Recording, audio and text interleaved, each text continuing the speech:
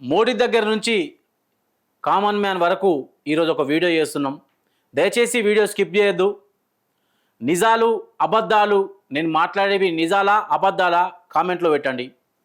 జర్రా తెలంగాణలో ఉన్న అక్క చెల్లెలందరూ దయచేసి ఈ వీడియో షేర్ చేయాలి. ఎందుకంటే మనం ఈ వీడియోలో చాలా విషయాలు తెలుసుకోబోతున్నాం. బండి సంజయ్ గారి కుమారుని పోక్సో కేసు మీద మరియు ఆ అమ్మాయి మీద పెట్టినటువంటి హనీ ట్రాప్ మీద మళ్ళీ వీడియో చేస్తున్నాం. ఒక చిన్న విషయము తెలంగాణ ప్రజలకు నేను ఒక సూటిగా ప్రశ్న అడుగుతాను. పాకిస్తాన్ టెర్రరిస్టులు ఎక్కడెక్కడ ఉన్నారు, వాళ్ళ విషయాలు ఎట్లా తెలుస్తున్నాయని చెప్పి మోడీకి పెద్ద సమాచారం ఉంటుంది కదా.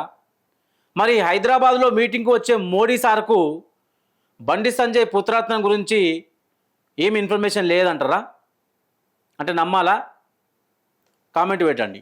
అదే మీటింగ్కి పోయిన రేవంత్ రెడ్డి గారికి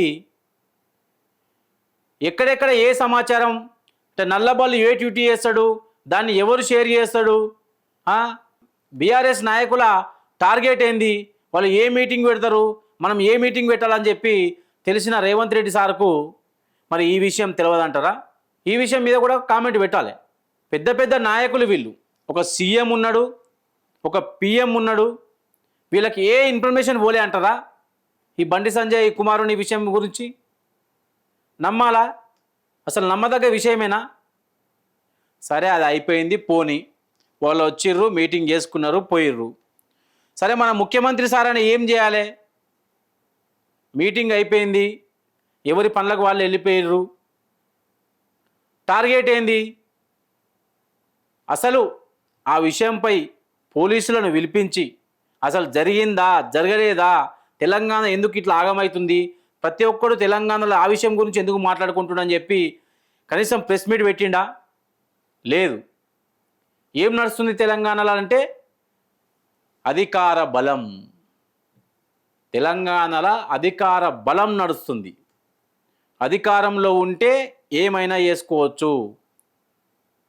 ఎస్, వాస్తవం ఇది. చిన్న విషయం, చిన్న లాజిక్ మిస్ అయిపోయాడు. మన బండి సంజయ్ గారు మీటింగులో ఏమంటుండు? నా కొడుకుతో నేను మాట్లాడలేదు, కార్యకర్తలే నా కొడుకులు అనుకున్నా. చిన్న లాజిక్ ఏంటంటే, ఫామ్ హౌస్, బండి సంజయ్ గారి ఫామ్ హౌస్ ఉంది కదా, ఫామ్ హౌస్కు ఆ పిల్లని తీసుకుపోయారు కదా.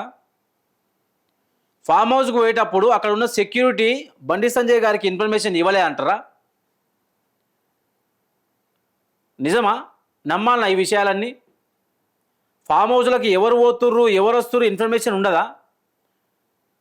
సార్, మరి అబ్బాయి వచ్చిండు, ఒక అమ్మాయిని తీసుకొచ్చిండు అని చెప్పి ఇన్ఫర్మేషన్ ఇవ్వలేదా? కనీసం అప్పుడైనా మీ కొడుకు మీరు బుద్ధి చెప్పుకోలేదా?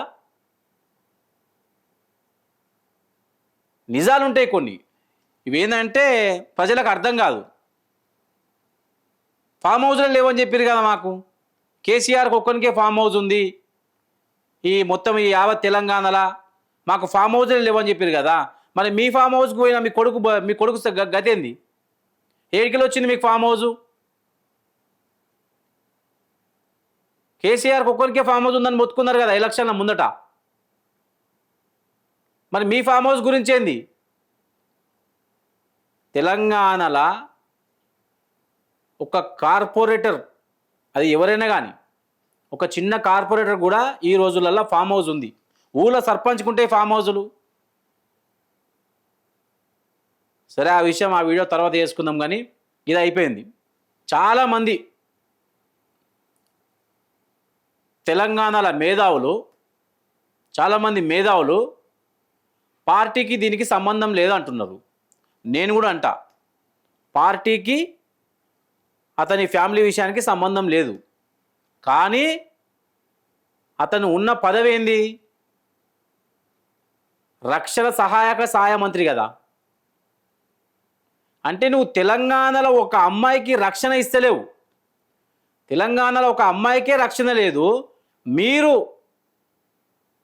ఇక రక్షణ సహాయ మంత్రి అంటే మన యావత్ భరతమాతకు ఎట్లా ఇస్తారు మీరు?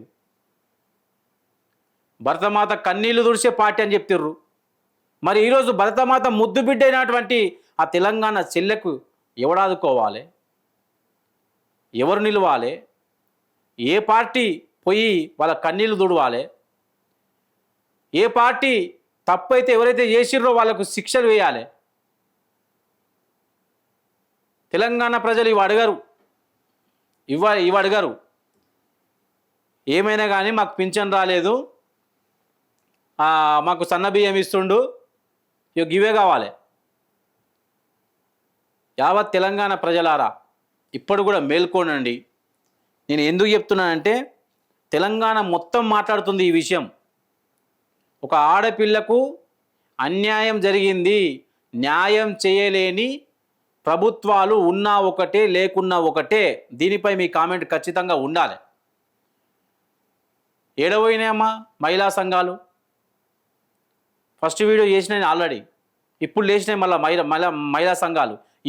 నేను వీడియో చేసిన తర్వాత ఇప్పుడు వస్తున్నాయి మహిళా సంఘాలు వచ్చిర్రు.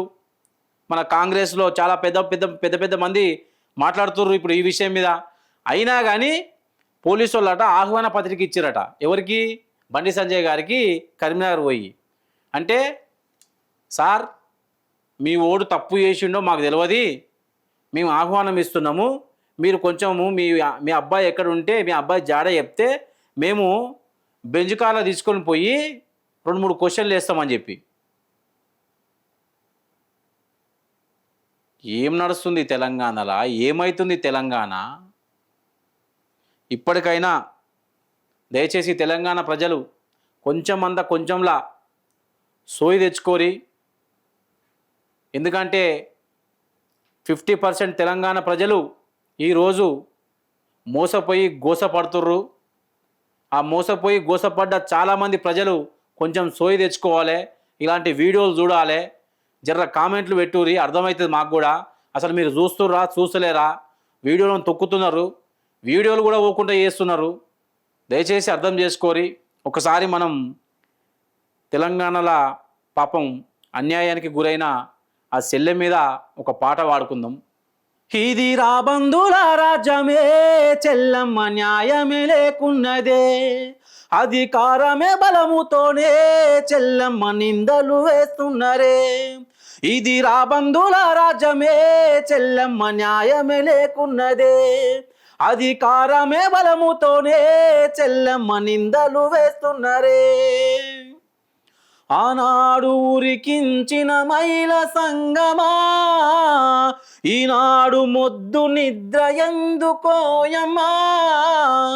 పసిగట్ట మీడియాలు ఎవరి పంచె చేరెనమ్మా, అధికార బలముతోటి ఆనందపడుతున్నావో, అనగదొక్కే రోజు నీకు ముందట ఉన్నదిరో. భరతమాత కన్నీళ్ళు ఎవరి వల్లరా, కాషాయం జెండ నేడు యాడవాయరా.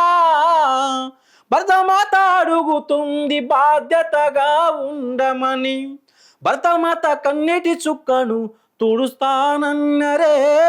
తెలంగాణలోని చెల్లికి న్యాయమే లేకున్నదే.